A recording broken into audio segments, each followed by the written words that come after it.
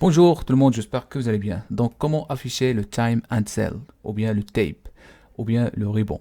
Donc, en fait, avant de commencer, je tiens à remercier la plateforme, ou bien le broker de Ninja Trader pour cet partenariat. Donc, j'espère que je suis vraiment à la hauteur de cette présentation de guide complet de la plateforme Ninja Trader. Donc, pour voir la playlist dès le premier, ou bien le guide dès le premier, je vous invite vraiment à voir ça à partir de notre playlist Trading LMJ. D'accord, vous cliquez juste là et vous allez voir le guide complet. Donc, comment changer la langue, comment connecter à un compte rythmique, comment ajouter ta liste d'instruments et ainsi de suite. Jusqu'à maintenant, on a à peu près 10 vidéos, d'accord, avec 1 minute, 2 minutes max. Et aujourd'hui, on va commencer de expliquer le tape et comment vous pouvez configurer le tape à partir de la plateforme NinjaTrader. Donc avant de commencer, vous avez ici le centre de contrôle, cliquez sur Nouveau. Et en bas, vous allez voir le T&S, c'est ce qu'on appelle le Time and Sell. Donc vous cliquez ici et vous allez voir une fenêtre qui est comme ça. D'accord? Vous allez voir une fenêtre qui est comme ça. Le prix de l'offre, le prix de la demande, d'accord? Ou bien le bid et ask. Donc ce qu'il faut savoir, c'est que vous n'avez pas besoin vraiment d'afficher tous ces paramétrages. Donc je vous recommande de faire cette configuration. Donc en fait, clic droite et là vous allez voir cotation. Vous pouvez enlever ça et comme ça vous allez voir ici justement l'heure, le prix et les contrats, d'accord, exécutés. Donc vous faites clic droite et vous allez voir ici propriété, d'accord.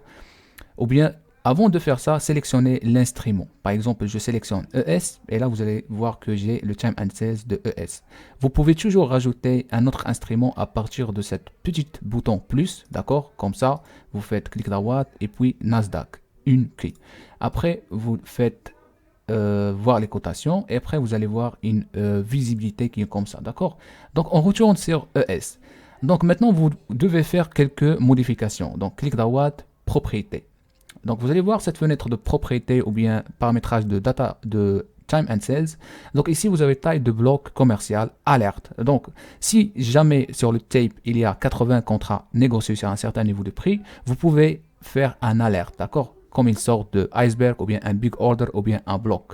Donc personnellement je mise sur l'SP500 à partir de 350 parce que c'est clair et net que la session d'ouverture, vous allez voir des désordres colossaux et c'est normal que quelqu'un exécute son contrat comme un sweep level. Donc ici, vous allez voir grill, donc là où vous pouvez changer le pixel, donc tout simplement au lieu de 12, vous allez mettre par exemple 16 et vous faites appliquer et vous allez voir ici, ça augmente, d'accord? Après, vous descendez un petit peu en bas, vous pouvez laisser tout ça à part le filtre par taille. Personnellement, le filtre par taille, la session européenne ou bien la session CME du matin, je mets 0. Par contre, la session ou bien l'ouverture ou bien l'open cash, je mets à partir de 5. Et je change. Après, je change en fonction de la volatilité, en fonction de la liquidité disponible sur le marché. D'accord? Après, si vous avez les couleurs de chaque couleur, mais tout simplement, ce qu'il faut savoir, c'est qu'une fois que vous faites appliquer, donc je vais mettre par exemple 0, je fais appliquer et OK, d'accord? Et là, vous allez voir le time and sales pour l'SP500. Donc, si jamais on trouve couleur, pour le moment, on n'a pas des couleurs, mais parfois, vous allez voir couleur, par exemple couleur qui est en orange. Donc, ça, ce qu'on appelle un déséquilibre de vente. Vous allez voir un couleur qui est en bleu. D'accord, ça c'est ce qu'on appelle un déséquilibre d'achat. Ou bien parfois vous allez voir des couleurs. Donc je vais faire clic droit de propriété pour vous montrer rapidement en bas.